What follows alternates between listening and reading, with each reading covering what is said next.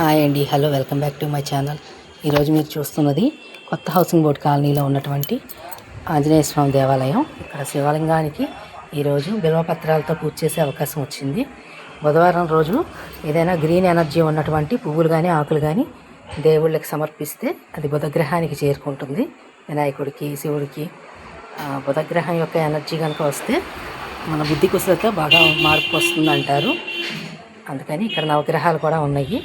So శివుడికి బిల్వార్చన చేసే అదృష్టం వచ్చింది. తప్పకుండా దీన్ని అందరూ లైక్ చేయండి, షేర్ చేయండి. మీకు దగ్గరలో ఉండే ప్రతి శివాలయంలోనూ తప్పకుండా శివుడికి పూజ చేయండి. అయితే పూజ చేసేప్పుడు జ్ఞానాన్ని ఇమ్మని అడగాలి.